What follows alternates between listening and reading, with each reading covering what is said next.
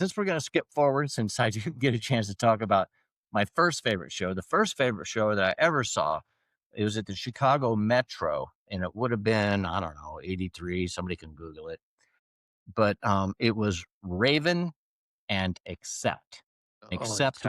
Accept was on their they were just about to release Balls to the Wall. So it hadn't come out yet.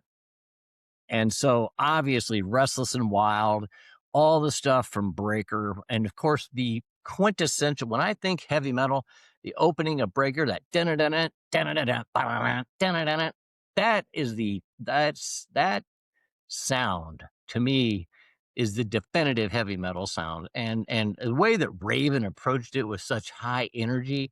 I mean, look at me now, a Grateful Dead head for the last 25 years or whatever it's been, but still at the core of all that, when I really think of the way that I play, the core of it is still the energy of Accept and Raven. Just because I mean those two bands for people that haven't heard them, I wish the hell I could. I got to get better on the screen the sharing of sound apparently, but I wish I could play that. And there's also the copyright freaking issues. So, but that sound there, Google it. Accept just Google Accept Breaker and just listen to the opening of it, or listen to anything from Raven pre like 85. I mean, for all I know, they kept going. But Troy, what do you remember about what? I mean, you just heard what I said. Any reaction to that? Yeah, what accepts Breaker album, and I just loved it. The woman had the barbed wire through her hair, her head, her ears. I thought, okay, I gotta hear who these guys are.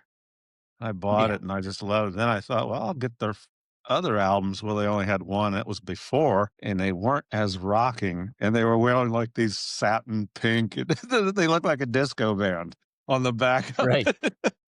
I don't even know. I don't even know how that happened. I mean, at least Iron Maiden has a backstory all the way. There's a 3-part documentary I watched one time. They go back to like the early '70s. I mean, it's crazy, or not 75. They would have been 50 '75, this right? year. Mid '70s, Yeah. right? So it's like shit. In '75, damn. I mean, Grateful Dead decided they were going to stop touring in '75. It's like that's a major for them to be around that long before we even knew about them. But except Breaker and then Balls to the Wall, of course. But Balls to the Wall was it for me because again, things changed for both of us after '84. Our lives took different paths that didn't involve music Yeah. any longer. I saw him on the Restless and Wild tour. There's some band called Warrior, I think, that warmed them up, and Uh, they dressed I bought their album. I want to, or maybe it's Armored Saint, it was something like that, where oh, they also well, Armored Saint. yeah, remember them?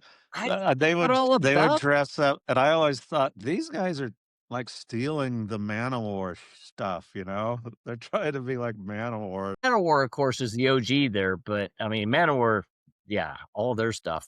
There was a time when I was in high school that I wanted to like intentionally split my fingernails so that it looks strong because on the cover of the Manowar album, the way the guy is holding the axes, it shows his fingers. And I was like, Yeah, all I right, to be remember. that tough, I have to. It's like you got to. It was weird the way you had to embody this stuff. And This they came sport. out, like, the same time that Conan the Barbarian ca and these Ross the Boss, the guitar player, Exactly. had these And I muscles. was They're all muscular dudes. exactly, and Conan the Barbarian was that was like that led up to my Rambo days. I mean, I fell in love with that movie. I had it on the VHS no, excuse me, Betamax. I had it on an old Betamax tape.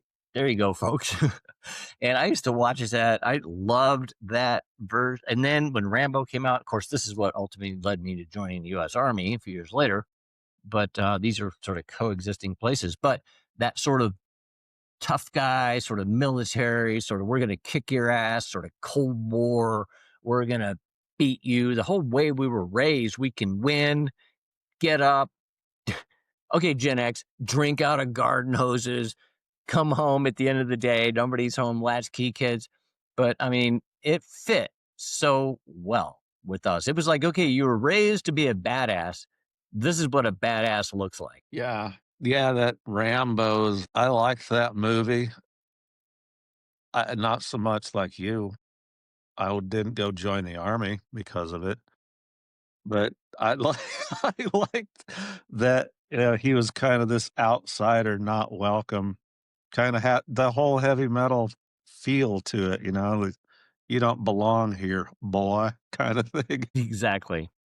Yeah,